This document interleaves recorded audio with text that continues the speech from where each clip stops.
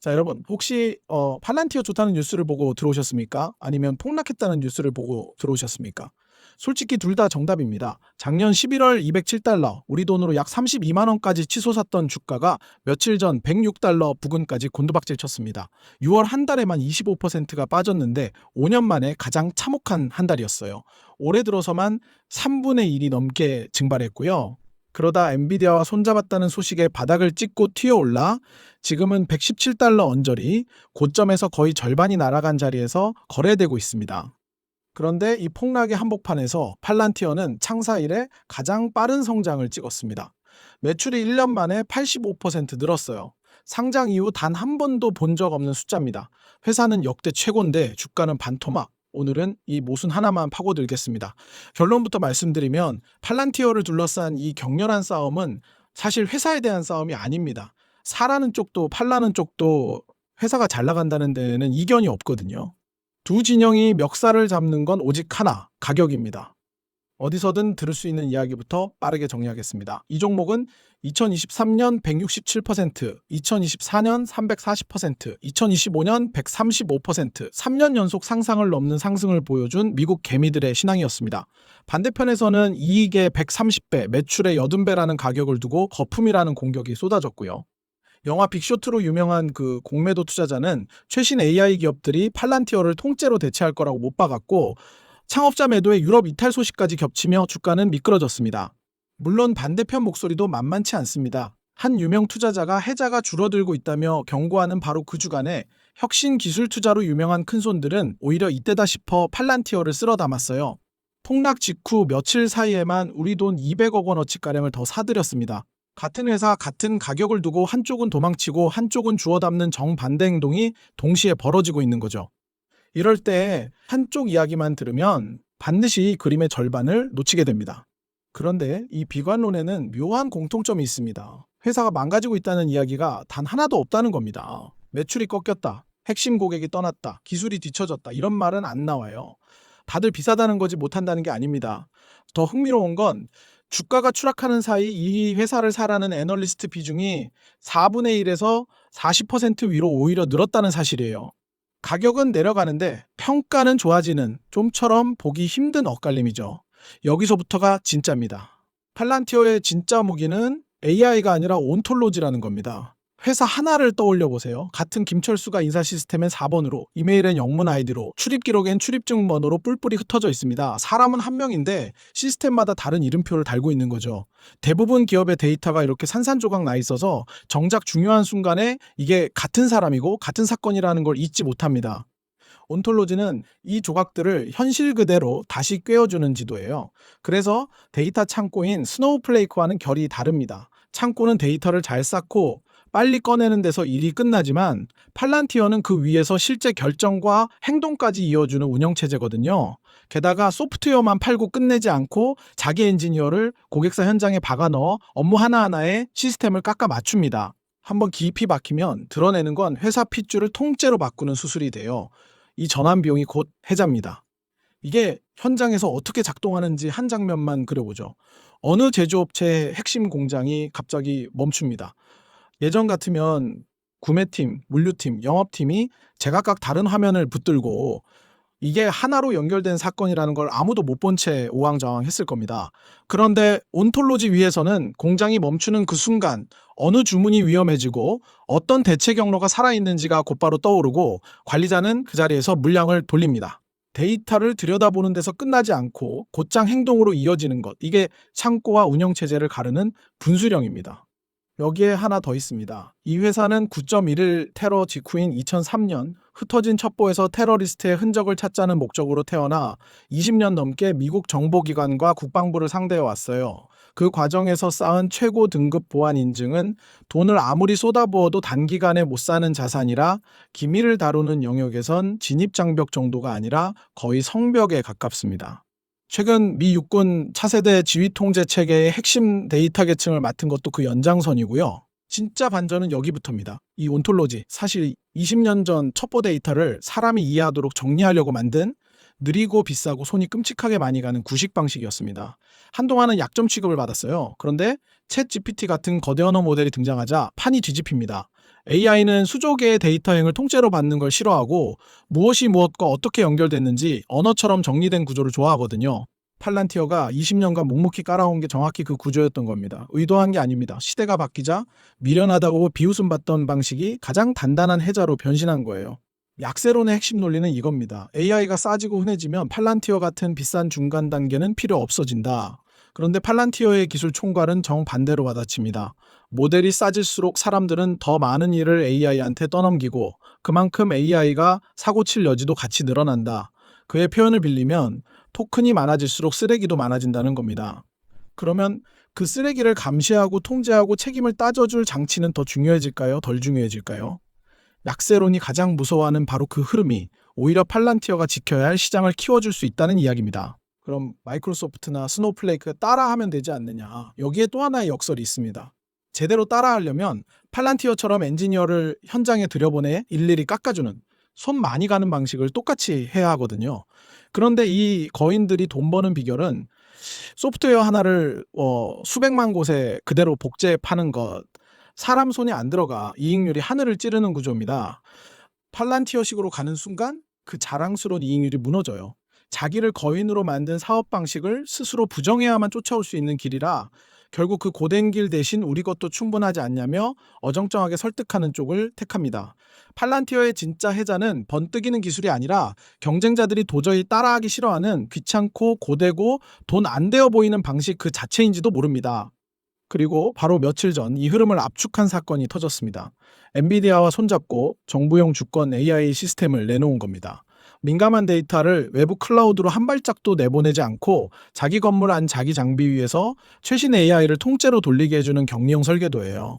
핵심은 사람이 붙어야 한다는 최대 약점을 미리 짜둔 표준 제품으로 바꿔냈다는 점입니다. 그리고 잠시 뒤 말씀드릴 유럽 문제의 핵심 단어, 주권을 정면으로 제품화했다는 점이고요. 시장이 이 발표에 곧바로 반응해 주가가 튀어오른 이유입니다. 이 발표에서 눈여겨볼 장면이 하나 더 있습니다. 소식이 나온 날 팔란티어는 급등했는데 정작 파트너인 엔비디아 주가는 거의 제자리였다는 겁니다. 시장이 보내는 신호가 있어요. 지난 몇 년이 AI 인프라, 그러니까 반도체에 돈을 쏟아붓는 시간이었다면 이제는 그 인프라 위에서 실제로 돈을 버는 소프트웨어를 찾기 시작했다는 거죠. 실제로 최근 소프트웨어 지수는 오르는데 반도체 지수는 상대적으로 처지는 흐름이 나타나고 있습니다. 이 로테이션이 진짜라면 팔란티어는 그 한복판에 서 있는 이름입니다. 숫자는 큰 그림만 보겠습니다. 지난 분기 매출 85% 성장, 창사 이래 최고 속도. 엔진은 미국입니다. 미국 민간 매출이 1년 만에 133% 늘며 2배를 훌쩍 넘겼고 회사는 연간 전망치를 71% 성장으로 또 올렸습니다. 더 놀라운 건 이렇게 크면서 동시에 번다는 거예요. 보통 이 속도로 크는 회사는 시장을 잡겠다고 적자를 감수하는데 팔란티어는 매출의 절반 이상을 고스란히 현금으로 손에 쥡니다. 빠르게 크는 것과 알차게 버는 것을 한꺼번에 해내는 회사는 정말 손에 꼽아요. 그래서 약세론자들도 사업 자체는 공격하지 못합니다. 공격할 거리가 가격 말고는 없으니까요. 게다가 이 성장이 한철 불꽃이 아니라는 단서도 숫자 속에 있습니다. 계약을 따내도 돈은 여러 해에 걸쳐 나눠 들어오는데 아직 매출로 잡히지 않은 채 곳간에 쌓여 차례를 기다리는 미래 몫이 민간 부문에서 1년 만에 2배 넘게 불었거든요. 주문은 받아놨는데 아직 부엌에서 나가지 않은 음식이 산더미라는 뜻입니다. 적어도 당분간은 성장 엔진이 갑자기 꺼질 걱정을 덜어도 된다는 신호예요. 그 가격 이야기를 해보죠. 거의 절반이 빠진 지금도 이익의 130배, 매출의 80배입니다. 실적이 그렇게 좋은데 왜 빠졌느냐? 답은 단순합니다. 그 좋은 실적이 이미 가격에 빠짐없이 들어가 있었기 때문이에요. 한 해 340%씩 오르던 시절, 시장은 몇 년치 완벽한 미래를 가격표에 미리 적어 넣었습니다. 활시위를 끝까지 당겨놓으면 아무리 잘해도 기대를 조금만 밑돌면 가차없이 빠져요. 그래서 비싼 주식은 회사가 잘하느냐 못하느냐보다 시장에 보이지 않는 눈높이를 넘느냐 못 넘느냐에 따라 움직이는 경우가 훨씬 많습니다. 월가 전망이 극단으로 찢어지는 것도 그래서입니다. 한쪽은 382달러, 다른 쪽은 70달러, 평균을 내면 185달러쯤. 같은 회사를 두고 5배 넘게 벌어진 전망이 공존합니다. 셈법도 정반대예요. 강세 쪽은 해마다 수십 %씩 커주면 몇 년 뒤 기준으론 배수가 녹아내려 정상이 된다는 계산이고 약세 쪽은 덩치가 이미 너무 커져 그 속도를 유지하는 게 산술적으로 거의 불가능하다는 큰 수의 벽 계산입니다.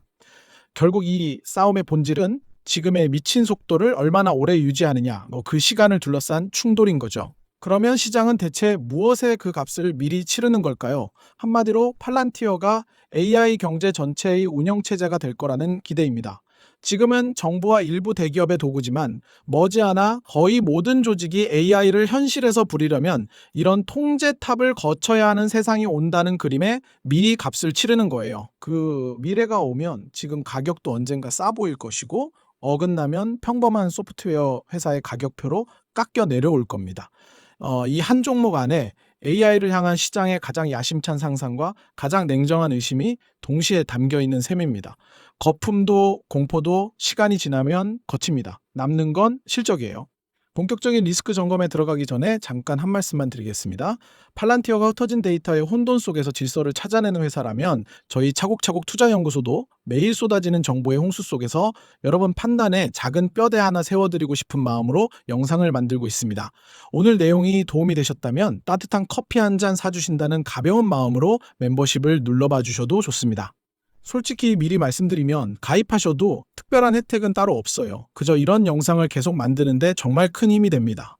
자, 리스크입니다. 며칠 전 폭락의 방아쇠였던 유럽부터 보죠. 프랑스는 정보기관에서 팔란티어를 걷어내고 토종기업으로 갈아타겠다고 선언했습니다. 영국 이야기는 좀 더 극적입니다. 팔란티어는 코로나가 한창이던 2020년 영국 의료 시스템이 무너질 위기에 처하자 자기네 시스템을 단돈 1파운드, 우리 돈 2,000원 남짓에 깔아줬어요. 그렇게 발을 들여 시스템 깊숙이 자리를 잡았고 몇 년 뒤 수천억 원짜리 의료 데이터 계약으로 키웠습니다.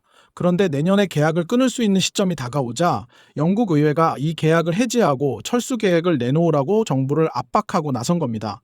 표면은 자존심 문제 같지만 진짜 뇌관은 미국의 클라우드법이에요. 미국 기업이 다루는 데이터라면 서버가 유럽 땅에 있어도 미국 수사당국이 들여다볼 수 있게 만든 법입니다. 유럽연합 집행위원회가 최근 이걸 정면으로 겨냥해 미국 기업은 최고 수준의 데이터 주권에 도달할 수 없다고 공식적으로 못 박았죠. 한 나라의 투정이 아니라 유럽연합의 공식 정책 흐름이라는 뜻입니다. 여기엔 뼈아픈 역설이 하나 있습니다. 스위스군의 자체평가서는 팔란티어 전문가가 늘 붙어 있어야 시스템이 돌아가는 구조 탓에 위기 상황에서 군의 독립 작전 능력이 제한된다고 지적했어요. 조금 전 우리가 해자라고 칭찬한 그 깊은 락인이 주권을 따지는 정부 입장에선 정확히 무서운 약점이 되는 겁니다. 해자와 정치적 취약성은 같은 동전의 양면인 거예요. 다만 균형을 잡자면 유럽엔 아직 마땅한 대안이 없습니다. 갈아타겠다고 큰소리친 프랑스조차 정작 기존 계약은 슬그머니 갱신했어요. 떠나겠다는 의지는 진짜지만 실제 발걸음은 더디고 지저분한 전형적인 이별 과정인 셈이죠. 그리고 흥미롭게도 지구 반대편에선 정반대 소식이 들립니다. 일본이 군 지휘 통제망에 팔란티어 AI 도입을 검토 중이라는 보도가 나온 거죠. 미국의 안보 우산 아래에 있는 동맹국엔 미국 회사라는 게 약점이 아니라 오히려 보증서가 되는 셈입니다. 결정적으로 유럽 포함 해외 정보 매출은 팔란티어에서 가장 느리고 가장 작은 다리입니다. 진짜 엔진인 미국은 펄펄 끓고 있고요. 가장 느린 다리가 삐끗한 걸 보고 회사 전체가 주저앉는 것처럼 반응한 측면이 큰 겁니다. 물론 이 주권 정서가 유럽 전체로 번지는지는 분기마다 점검할 숙제로 남습니다. 희석과 매도 이야기도 짚어야죠. 직원에게 주식으로 주는 보상이 회사가 되사는 양의 10배쯤 되고 창업자들이 올해 물량을 팔았고 최근엔 유명 헤지펀드 큰손도 지분을 40% 줄였습니다. 다만 창업자 매도는 한참 전에 짜둔 자동 계획의 기계적 집행이었고 판 가격도 지금보다 높은 $140대였어요. 제가 보기에 진짜 핵심 리스크는 결국 다시 가격입니다. 금리가 더 오르고 AI 열기가 식으면 비싼 주식이 가장 먼저 가장 크게 맞습니다. $70라는 목표가도 회사가 망한다는 계산이 아니라 가격표가 평범한 소프트웨어 수준으로 깎이기만 해도 닿는 숫자거든요. 참고로 같은 기간 다른 비싼 소프트웨어 회사들은 사상 최고가 근처에 있습니다. 업종이 무너진 게 아니라 이 회사만의 사정이라는 뜻이에요. 한 가지 더, 매출의 상당 부분이 미국 정부 주머니에서 나오는 만큼 워싱턴의 예산 싸움으로 국방 예산 집행이 몇 달씩 밀리면 회사 실력과 무관하게 분기 실적이 출렁일 수 있다는 점도 머릿속 한구석에 넣어두시면 좋습니다. 이제 물려 계신 분들 이야기를 해야겠습니다. 팔란티어는 우리 서학개미가 테슬라 다음으로 사랑했던 종목이라 고점 부근에서 올라타신 분들이 정말 많을 거예요. 제가 늘 드리는 질문 하나입니다. 처음에 이걸 왜 사셨습니까? 데이터를 행동으로 바꿔주는 운영체제라는 본질을 보고 사셨다면 그 본질이 지난 반년간 훼손됐는지를 보세요. 오히려 매출은 85% 늘고 미국 민가는 2배가 되고 전망치는 올라갔습니다. 산 이유는 더 단단해졌는데 가격표만 절반이 깎인 겁니다. 그리고 스스로에게 이 질문을 던져보세요. 내가 이 주식을 한 주도 없다 치고 지금 이 가격을 처음 봤다면 과연 새로 사겠는가? 시장은 여러분의 매수 단가를 모르고 솔직히 관심도 없습니다. 본전은 앞으로의 주가와 아무 상관이 없어요. 반대로 분위기에 휩쓸려 사셨다면 손절하시라는 게 아니라 이번 하락을 계기로 들고 있어야 할 논리를 처음부터 다시 세워보시라는 겁니다. 논리가 서면 버티는 거고 아무리 따져도 안 서면 그때 정리해도 늦지 않습니다. 참고로 팔란티어가 이렇게 반토막 나는 건 처음이 아닙니다. 상장 이후 40% 넘는 폭락과 회복을 여러 번 반복해온 원래부터 거칠게 출렁이는 운명을 타고난 종목이에요. 물론 과거에 회복했으니 이번에도 회복한다는 보장은 어디에도 없습니다. 다만 이 변동성에 미리 마음의 준비가 돼 있어야 폭락 한복판에서 공포에 휩쓸려 헐값에 던지는 실수를 피할 수 있습니다. 투자에서 가장 위험한 건 손실 그 자체가 아니라 내가 왜 이걸 들고 있는지도 모르면서 막연히 들고 있는 것이니까요. 정리하겠습니다. 비즈니스로 보면 팔란티어는 이미 이겼습니다. 20년 전 미련하게 만든 온톨로지가 AI 시대의 해자로 변신했고 창사 이래 가장 빠르게 크면서 현금까지 법니다. 모든 논쟁은 회사의 실력이 아니라 가격 하나로 모이고 그 가격은 절반이 빠진 지금도 싸다고 하긴 어렵습니다. 유럽 악재는 가장 느린 다리를 건드렸을 뿐 진짜 엔진인 미국은 여전히 뜨겁습니다. 차곡차곡의 시각으로 보면 지금 팔란티어는 좋은 회사가 공포 구간에 막 들어섰지만 아직 충분히 싸지진 않은 상태입니다. 이 두 가지가 동시에 존재한다는 게 핵심이에요. 그래서 이런 종목은 한 번에 쏟아붓는 자리가 아니라 정찰병부터 내보내는 자리입니다. 정찰병이란 말 그대로 전 재산을 걸지 않고 소액으로 먼저 발을 들여 시장의 체온을 직접 재보는 거예요. 공포 구간의 바닥은 아무도 못 맞춥니다. 그러니 바닥을 맞추려 하지 말고 구간을 나눠서 사는 겁니다. 게다가 미국 주식은 양도세가 22%라 샀다 팔았다 반복하면 수익이 나기도 전에 세금으로 새 나가요. 본질에 확신이 서신다면 월급이 들어올 때마다 조금씩 공포가 깊어질 때 한 칸 더 그렇게 모아가는 게 이런 회사에 어울리는 방식입니다. 참고로 최근 석 달간 나온 애널리스트 실적 추정치 조정 19건이 전부 상향이었습니다. 월가도 8월 실적 발표를 기다리며 이미 눈높이를 올려두고 있다는 뜻이죠. 앞으로 지켜볼 건 딱 셋입니다. 먼저 미국 민간 매출의 세 자릿수 성장이 유지되는지 보세요. 이게 꺾이면 비싼 몸값을 떠받치는 기둥이 흔들리는 겁니다. 그리고 금리와 시장이 비싼 주식에 매기는 값이 어디로 움직이는지 마지막으로 엔비디아와의 주권 AI가 말잔치로 끝나지 않고 8월 실적에서 실제 계약의 흔적으로 잡히는지입니다. 오늘 이야기를 한 문장으로 닫겠습니다. 팔란티어는 비즈니스로는 이미 이겼습니다. 남은 질문은 단 하나. 가격이 언제 그 사실을 인정해 주느냐입니다. 차곡차곡 천천히 하지만 확실하게. 감사합니다.